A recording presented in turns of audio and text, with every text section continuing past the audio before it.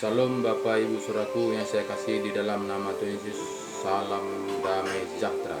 Di mana di pada pagi hari ini kita masih bisa tatap muka oleh karena tuntunan penyertaan perlindungan Tuhan. Jadi Bapak Saudaraku, di pada pagi hari ini kita sudah dibanguni dengan sehat walafiat. Tuhan masih memberikan kesempatan buat kita untuk merenungkan kebenaran firman Tuhan. Dari itu Bapak Saudaraku, mari kita terlebih dahulu untuk mengucap syukur. Mari sama-sama kita berdoa. Ya Bapa kami yang baik dalam kerajaan sorga, kami mengucap syukur kepada Engkau Tuhan, di mana Bapa Engkau telah membimbing, menuntun, menyertai, melindungi, menyelamatkan kami pagi, siang, sore, bahkan di malam hari tadi kami tidurnya. Dan di pada pagi ini Engkau telah banguni kami dengan sehat walafiat. Itu semua Tuhan Yesus kami rasakan oleh tuntunan penyertaan Tuhan-Mu. Tuhan Yesus yang baik, teramat baik, di mana Bapa di pada pagi hari ini kami juga akan merenungkan sebagian firman-Mu yang Engkau campurkan, Engkau berkali, Engkau membimbing, Engkau membuka rahasia firman-Mu, sehingga betul-betul Bapa kami bisa mengerti dan bisa kami jalankan seturut dan kehendak-Mu. Terima kasih Bapa, terima kasih syukur Bapa Engkau begitu baik. Kami percaya Bapa Engkau berkati renungan pagi kami ini dari awal pertengahan berjalan dengan baik oleh tuntunan penyertaan Tuhan-Mu. Terima kasih Bapa, terima kasih syukur Bapa, haleluya Tuhan. Dalam nama Yesus kami berdoa dan bersyukur, haleluya, haleluya, amin. Jadi salam Bapak Ibu Saudaraku yang saya kasih di dalam nama Tuhan Yesus. Salam damai sejahtera. Di mana di pada pagi hari ini kita masih bisa tatap muka. Itu semua bukanlah kekuatan kita, bukanlah kehebatan kita, tapi karena Tuhan sangat mengasihi kita, sehingga di pada pagi hari ini kita masih dibanguni dengan sehat walafiat, masih bisa bernapas dengan baik. Jadi Bapak Saudaraku, itu jangan kita sia-siakan, jangan kita menganggap itu sepele, karena kesehatan ini sangat luar biasa, sangat mahal harganya. Jadi Bapak Saudaraku, semuanya itu jika kita tidak berbalik kembali kepada firman Tuhan, itu semua tidak akan berguna. Kenapa? Karena semuanya itu adalah endingnya adalah untuk mendapatkan kehidupan yang kekal. Apapun kita kerjakan saat ini saudaraku, itu bersifat sementara, tidaklah kekal. Tapi jika kita melakukan pekerjaan Tuhan, itu akan mendapatkan kehidupan yang kekal.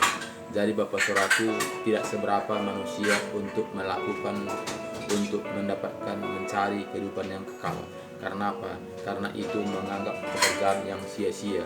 Jadi Bapak Saudaraku yang saya kasih dalam nama Tuhan Yesus, marilah kita buka hati kita lebar-lebar dan datang kepada Tuhan, melakukan seturut dengan kehendak Tuhan supaya kita mengerti jalan-jalannya Tuhan. Jika kita tidak kembali kepada Tuhan, kita tidak akan mengerti, sehingga kita menganggap kita ini hidup selama-lamanya, sehingga kita lupa akan kematian. Tapi jika kita kembali kepada kebenaran firman Tuhan, kita akan tahu untuk apa kita hidup dalam dunia ini, apa gunanya kita hidup, apa yang harus kita jalankan selagi Tuhan memberikan napas kita hidup untuk dunia ini. Jadi Bapak Saudaraku, marilah bukalah hati kita, bacalah Alkitab, lakukan taat dan setia. Tentu Tuhan akan menurunkan Roh Kudus masuk dalam hati kita, sehingga Dia akan bukakan rahasia kebenaran firman Tuhan, sehingga kita akan melakukannya dengan taat dan setia. Jika kita hanya memakai logika kita, memakai kepintaran kita, memakai akal kita, kita tidak akan tahu jalan-jalannya Tuhan. Sehingga banyak saat ini orang Kristen pada umumnya saat ini hanya ikut-ikutan, tidak melakukan taat dan setia, tidak tahu mana yang harus dilakukan, mana yang harus dikerjakan. Karena apa? Karena ikut-ikutan saja, sehingga mengikuti aturan manusia, bukan kembali kepada firman kebenaran. Dari Bapak Saudaraku, firman Tuhan mengatakan banyak yang datang, tapi sedikit yang terpilih. Jadi Bapak Ibu Saudaraku yang saya kasih dalam nama Tuhan Yesus, mau kita yang sedikit ini, kita sudah ada di dalamnya. Jadi itulah tujuan kita Bapak Saudaraku, sehingga kita buat renungan setiap pagi, bukan apa-apa, tapi mengingatkan kita supaya kita mencari kebenaran firman untuk menjalankan kebenaran firman Tuhan, mendapatkan kehidupan yang kekal itu. Jadi itulah sehingga kita merenungkan firman Tuhan yang saya bagikan setiap pagi ini. Jadi ini semua saudaraku bukanlah dari diri saya sendiri, tapi karena roh Tuhan yang bekerja, roh Tuhan yang menaruh dalam hati saya, itulah saya bagikan kepada Bapak, Ibu, saudaraku yang saya kasih di dalam nama Tuhan Yesus. Jadi mari kita buka Alkitab kita akan membaca 1 Korintus 15 ayat 35. Judulnya Kebangkitan Tuhan. Jadi di sini Bapak Saudaraku kita lihat bagaimana kita akan dibangkitkan. Kita akan hidup. Jadi kita bukannya pergumulan kita bukanlah dunia saja, tapi pergumulan kita adalah hidup yang kekal. Karena apa? Karena kita semua pasti akan berangkat. Makanya di sini kata tadi kepada kita di mana dia katakan, tetapi mungkin ada orang yang bertanya, Bang, bagaimanakah orang mati dibangkitkan? Dan dengan tubuh apakah mereka akan dibangkitkan? Jadi Bapak Ibu Saudaraku, banyak saat ini akan mengerti, bahkan dia berpikir yang mati itu bangkit kembali, yang dikubur itu bangkit kembali. Dia berpikir seperti itu banyak kiasan, itu banyak khayalan, bukannya kebenaran. Sering kita melihat yang bangkit itu adalah yang sudah mati itu, yang tanah yang sudah busuk itu, yang sudah bau itu, yang tulang-tulang yang kropos itu yang dibangkitkan. Bapak Ibu Saudaraku yang saya kasih dalam nama Tuhan Yesus, bukanlah yang dari kuburan itu yang dibangkitkan, tapi kita melihat adalah rohnya. Rohnya itu bukannya di kuburan, bukannya di kuburan itu menunggu, tapi rohnya adalah di taman Firdaus. Sebelum kedatangan Tuhan Yesus, roh kita itu ditaruh taman Firdaus. Orang-orang yang taat dan setia. Orang-orang yang tidak taat dan setia, dia akan dikirim langsung ke alam maut. Jadi belum ke neraka. Nanti ketika Yesus datang kedua kalinya, situ orang-orang kudus akan memerintah. Sehingga 1000 tahun kemudian barulah orang-orang yang tidak taat itu akan dibangkitkan, diberi tubuh baru untuk dibakar selama-lamanya. Jadi Bapak Saudaraku, yang bangkit itu terlebih dahulu yang taat dan setia. Yang tidak taat setia itu 1000 tahun kemudian barulah dibangkitkan. Jadi Bapak Saudaraku, kita harus kembali kepada firman Tuhan supaya kita mengerti bagaimana kita sebetulnya hidup ini. Jadi jangan kita hanya mendengar apa kata orang, karena kata orang menghayal, banyak hayalan, rekayasa, kayaknya, sepertinya, tapi itu belum pasti. Nah, seperti kita melihat bagaimana begu itu kayaknya, seperti hantu, artinya bahasa Karo begu. Begu itu artinya kayak semiring, tapi bukan semiring, karena kayak seperti. Nah, jadi banyak saat ini hanya seperti kayaknya saya ini masuk surga, kayak ini saya ini sudah pas, kayaknya saya ini sudah dalam Tuhan. Jadi Bapak Saudaraku, jangan lagi seperti, jangan lagi kayaknya, tapi carilah kebenaran. Pastikan ada kepastian, karena firman Tuhan ada pastian, Alfa dan Omega. Jadi Bapak Saudaraku, kenapa kita lebih condong kepada kayaknya? Karena itu ajaran-ajaran manusia, itu gampang. Karena apa? Karena ajaran manusia untuk menikmati daging, untuk menyenangkan daging, tidak mau menyiksa daging. Tidak seberapa manusia mau menyiksa daging seperti Tuhan Yesus. Tuhan Yesus dari lahir dia dagingnya tersiksa sampai dia mengakhiri, sampai tetes terakhir, darah tetes terakhir dia menderita. Jadi tidak seberapa manusia mau melakukan seperti itu. Jadinya makanya firman Tuhan mengatakan banyak yang datang, tapi sedikit yang terpilih. Jadi Bapak Ibu Saudaraku yang saya kasih dalam nama Tuhan Yesus, tidak gampang yang mendapatkan kehidupan yang kekal itu. Walaupun dunia mengatakan asal percaya saja, asal Kristen saja, asal gereja saja, itu kata manusia, bukan kata firman. Jika kita kata firman, tentu kita melihat di Matius 7 itu ayat 20 katakan tadi, dari buahnya lah kamu akan kelihatan. Jadi bukannya setiap orang yang berseru kepadaku Tuhan, Tuhan, yang pasti masuk dalam kerajaan surga, tapi melainkan dia yang melakukan kehendak Bapakku. Jadi bukankah kami yang berbuat demi namamu? Bukankah kami mengadakan mujizat demi namamu? Tapi Tuhan mengatakan, enyahlah kamu pembuat kejahatan, aku tidak kenal kamu. Padahal kita lihat secara daging, dia sudah luar biasa dipakai Tuhan. Jika kita pakai dengan logika kita, dia berbuat demi nama Yesus, dia mengusir setan dalam nama Yesus, dia mendoakan orang sakit dalam nama Yesus. Tapi Tuhan Yesus mengatakan, enyahlah kamu pembuat kejahatan. Jadi Bapak Saudaraku, tidak gampang mendapatkan kehidupan yang kekal itu.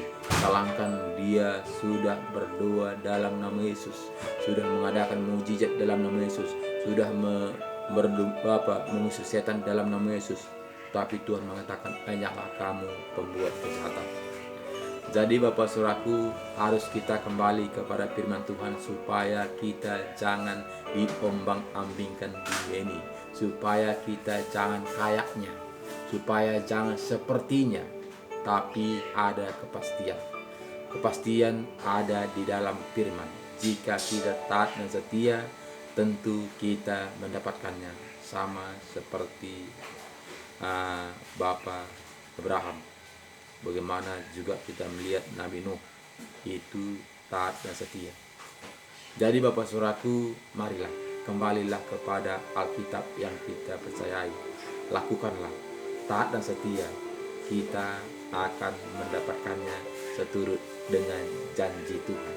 Jika kita hanya kata-kata orang, berarti kita menghayal, berarti kita itu kayaknya, berarti kita itu sepertinya, tapi tidak ada kepastian, hanya bayang-bayang saja.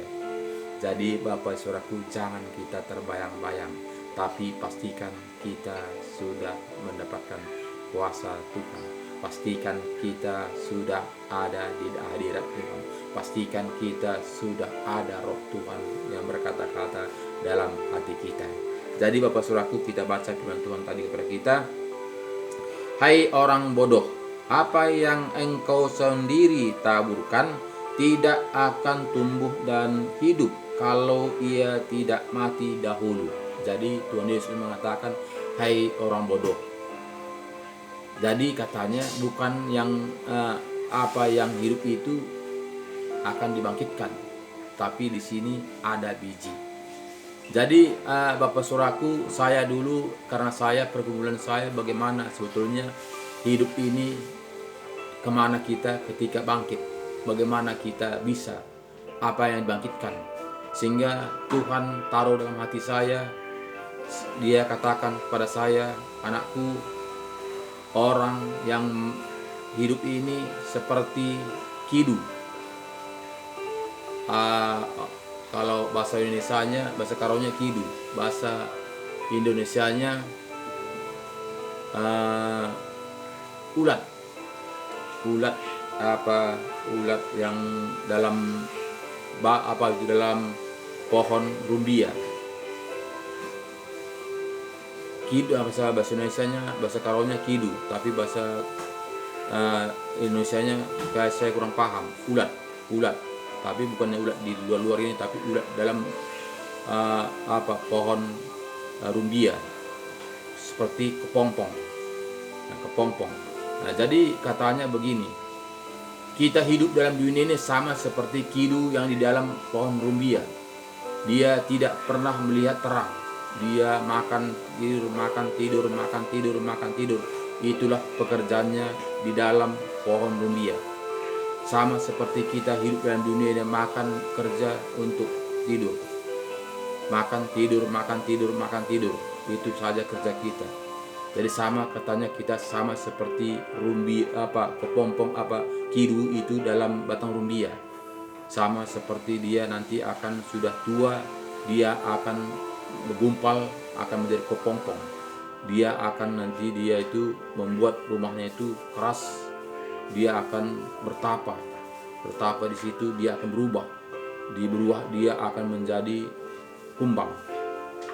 Dia akan keluar dia dari pohon rumbia itu, dia akan terbang sana kemari kemana dia suka. Padahal selama ini dia tidak pernah melihat udara, nggak pernah melihat situasi di luar ini. Tapi ketika dia berubah keluar dari pohon rumbia itu, dia akan melihat situasi sekelilingnya, melihat terang, melihat panas dan segalanya. Tapi selama dia belum keluar dari pohon rumbia itu, dia makan tidur, itu aja kerjanya. Jadi begitulah katanya kita manusia, Bapak Saudaraku, kita ini tidak pernah terbayang melepas ke surga. Kenapa? Sama seperti kepompong tadi, ketika dia kepompong itu menetas, dia akan keluar, akan berubah wujudnya. Dulunya dia ulat, tapi ketika dia berubah, ketika dia mati, ketika dia berubah, sehingga dia akan terbang ke sana sini menghirup udara segar. Jadi kita sama seperti kepompong itu, Bapak Saudaraku. Jadi kita tidak pernah terbayang bagaimana sebetulnya surga itu. Sama seperti ulat tadi yang di dalam rumbia tadi, dia tidak terbayang bagaimana dunia ini, bagaimana di luar ini, bagaimana udara ini. Dia nggak pernah melihat, dia pernah bayangkan itu. Tapi ketika dia sudah tua, dia akan menjadi kepompong, dia akan menetas, dia akan keluar dari wujud lamanya, sehingga dia berubah sekali. Dulunya ulat lembek, tapi ketika dia menjadi kumbang, dia akan keras dan bisa menahan badai. Jadi begitulah kita diterjemahkan Tuhan kepada saya, saudaraku. Kita ini sama seperti kepompong, sama seperti ulat. Begitulah kita dalam dunia ini, sehingga kita nanti ketika kita mati, kita akan keluar sama seperti kepompong tadi. Dia akan menetas, dia akan meninggalkan wujud lamanya. Jadi tidaklah ulat tetap dia terbang, tapi sudah berubah. Dia akan menjadi keras. Dulunya dia lembek, tapi ketika dia keras, ketika dia berubah, dia sudah keras, bisa terbang ke sana sini. Jadi kita juga, Bapak Saudaraku, bukannya tubuh kita ini dibangkitkan, bukan tubuh kita dibangkitkan, tapi kita diubahkan sama seperti kumbang tadi. Dia berubahkan. Dia dulunya lembek, dia nggak bisa tahan kena sinar matahari, kena panas, tapi dia ketika dia diubahkan, diganti wujudnya, diganti tubuhnya. Tadinya lembek, sekarang keras, sehingga dia bisa keluar. Sama seperti kita, Bapak Saudaraku, kita juga nanti bukan tubuh kita ini yang terbuat dari tanah ini, tapi kita dibuat tubuh yang baru, yaitu tubuh surgawi yang tidak mati-mati. Jadi Bapak Saudaraku, semua kita yang hidup dalam dunia ini, kita akan diberi tubuh yang baru semuanya. Jadi yang taat dan setia akan bangkit, diberikan tubuh yang baru untuk memuji, memuliakan nama Tuhan selama-lamanya. Bagi orang yang tidak taat dan setia, dia menunggu 1000 tahun lagi baru dibangkitkan, baru diberi tubuh, dibakar selama-lamanya. Jadi Bapak Saudaraku, duanya kekal, duanya selama-lamanya. Jadi ini sekarang menentukannya, bukan nanti. Bukan suka-suka Tuhan, tapi suka kita. Kemanakah perjalanan kita? Apakah kita suka melakukan kebenaran firman Tuhan untuk mendapatkan kerajaan surga? Apakah kita suka untuk melakukan kehidupan dunia ini, menikmati dunia ini selama-lamanya?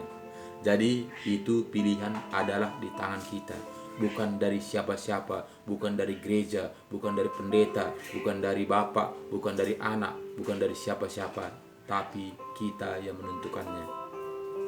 Jadi Bapak Saudaraku, jangan gara-gara orang kita menjadi binasa.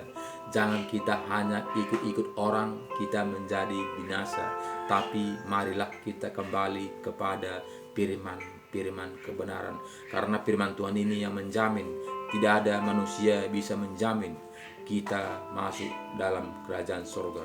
Kita sendiri, kita nggak bisa membonceng dan tidak bisa membonceng. Tapi kita yang memastikannya. Jadi Bapak Saudaraku, marilah kembali kepada firman Tuhan supaya kita mengerti jalan-jalannya Tuhan. Dan di sini ayat 26 katakannya, hai orang bodoh, apa yang engkau sendiri taburkan tidak akan tumbuh dan hidup kalau ia tidak mati dahulu. Dan yang engkau taburkan bukan tubuh tanaman yang akan tumbuh, tetapi biji yang tidak berkulit, umpamanya biji gandum atau biji lain. Jadi katanya kita ini bukan tumbuh itu tubuh kita ini, bukan dibangkitkan tubuh kita ini, tapi umbi atau biji. Kita ini roh, nyawa. Tapi kalau tumbuh-tumbuhan adalah biji, bukan batangnya, tapi biji, buahnya, umbinya. Nah, jadi tumbuh-tumbuhan itu adalah dari buahnya.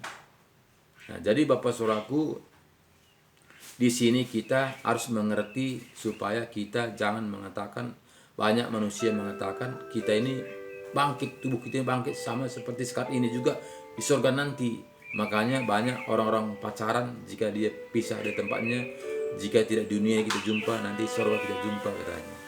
Nanti Bapak Saudaraku, di surga kita tidak lagi kita seperti dunia ini, tapi kita sudah sama jenisnya. Tidak lagi ada perempuan, tidak lagi ada laki-laki, tapi kita sudah diubahkan seturut dengan kehendak Tuhan. Jadi kita tidak tahu jenis kita apa laki-laki atau perempuan. Karena dunia yang berlaku itu, dunia yang berlaku kawin mengawinkan. Nanti di sana kita hanya memuji, memuliakan nama Tuhan. Jadi Bapak Saudaraku, jangan kita terbayang-bayang kita ini seperti orang lain.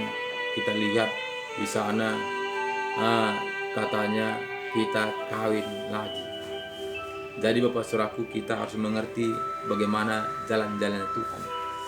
Karena jika kita tidak kembali kepada firman Tuhan, kita tidak mengerti. Dan kita melihat ayat 238 katakannya, tetapi Allah memberikan kepadanya suatu tubuh seperti yang dikehendakinya. Ia memberikan kepada tiap-tiap biji tubuhnya sendiri. Jadi kita di sini Bapak Saudaraku, kita diberikan tubuh sesuai dengan kehendak Tuhan. Jadi sini bukannya sesuai dengan kehendak kita, sesuai dengan pikiran kita, tapi sesuai dengan kehendak Tuhan.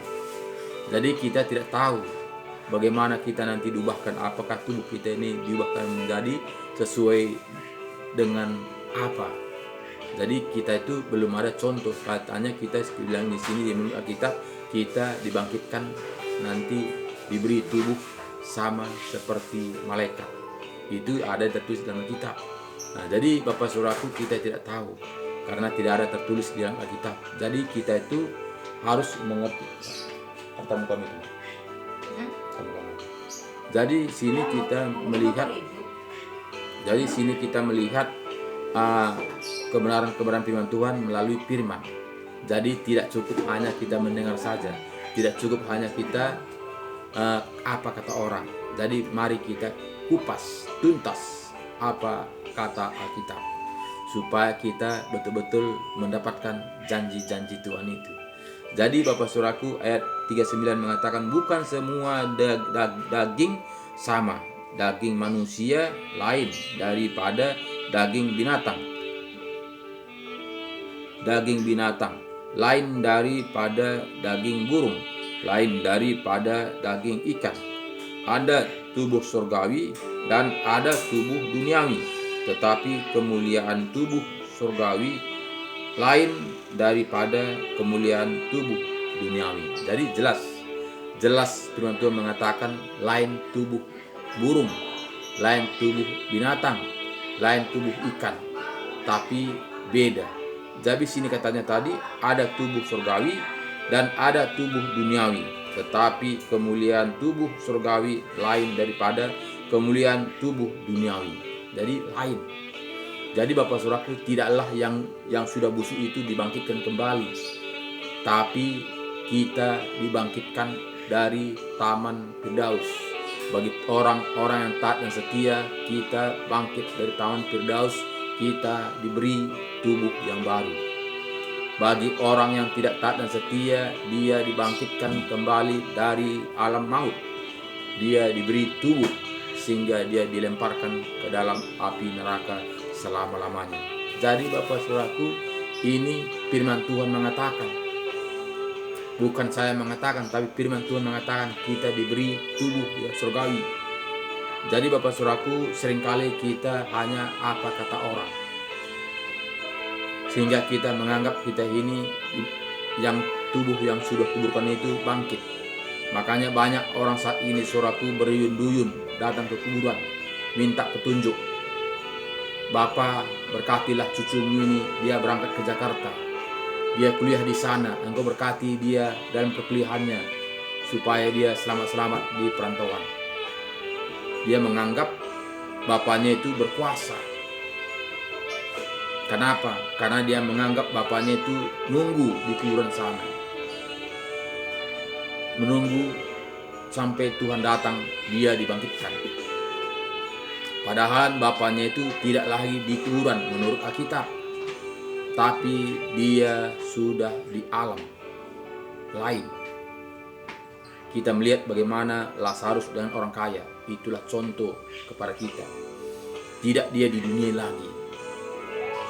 Kita melihat orang kaya itu dia masuk ke dalam maut, sehingga kita melihat orang kaya itu, Bapak Abraham, tolonglah, suruhlah Lazarus itu mencelupkan tangannya ke dalam air dan meneteskan ke lidah saya. Karena saya sangat haus, dia mengatakan. Berarti kita bukanlah di neraka, tapi di alam maut. Tapi kita melihat si Lazarus di pangkuan Abraham, tapi bukan di sorga, tapi di Firdaus. Jadi bukannya kita melihat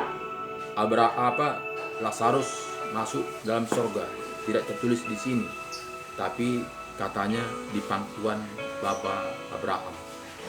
Jadi Bapak Saudaraku, kita harus kembali kepada petunjuk, sehingga kita tidak terbayang-bayang orang tua kita itu datang dia mengutuk. Kenapa kau tidak bersihkan aku? Kenapa kau tidak jarah padaku? Kenapa kau tidak datang padaku?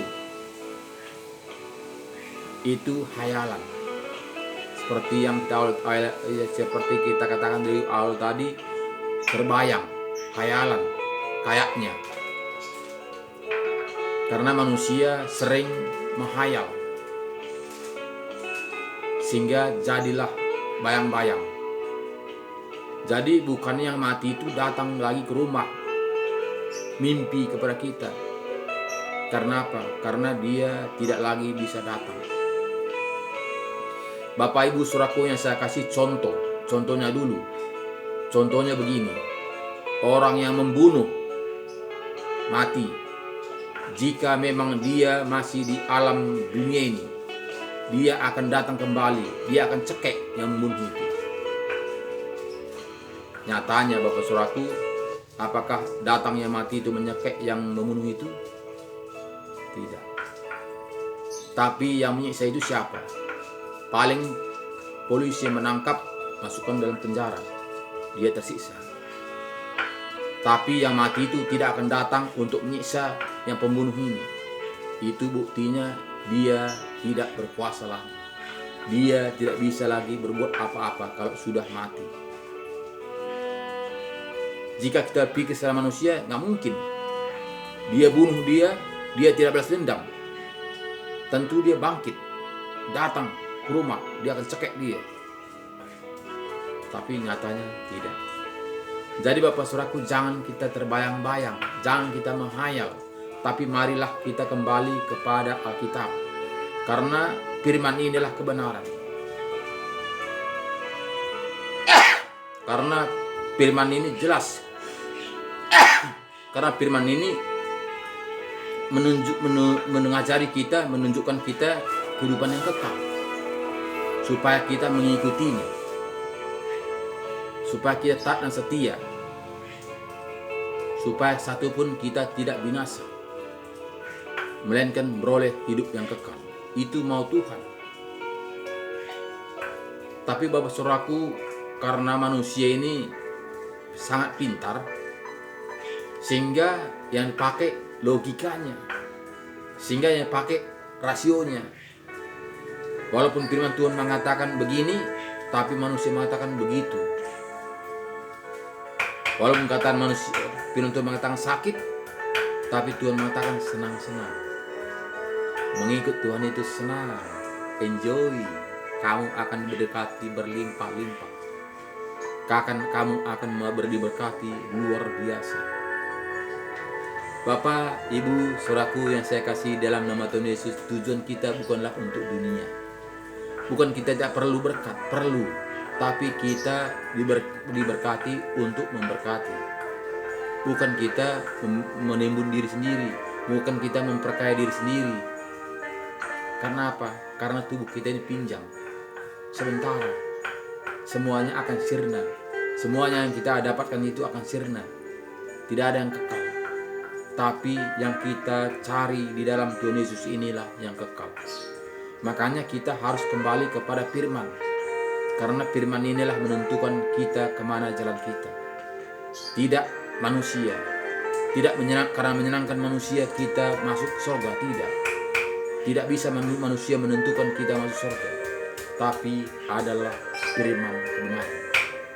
Jika kita taat dan setia, kita akan mendapatkannya. Karena apa? Karena kita taat dan setia, Roh Tuhan akan datang masuk dalam hati kita ini. Kita akan disatukan, dimateraikan dengan Roh Kudus, di mana dikatakan di Efesus 1 ayat 13-14. Roh Kudus itu ketika kita membaca firman-firman kebenaran, kita dimateraikan dengan Roh Kudus. Kita dijamin menjadi milik Allah. Nah, jadi itu dia Saudaraku. Jadi tidaklah gampang mendapatkan kehidupan yang kekal itu. Jangan kita terbayang-bayang saja. Jangan kita menghayal. Tapi marilah fokus kepada firman Tuhan, kembali kepada laptop, kembali kepada Alkitab. Di sini petunjuk, di sini originalnya, di sini tidak ada tipuan lagi, di sini tidak lagi ada pungli, tapi di sini adalah kebenaran. Jadi semuanya Saudaraku, haruslah kita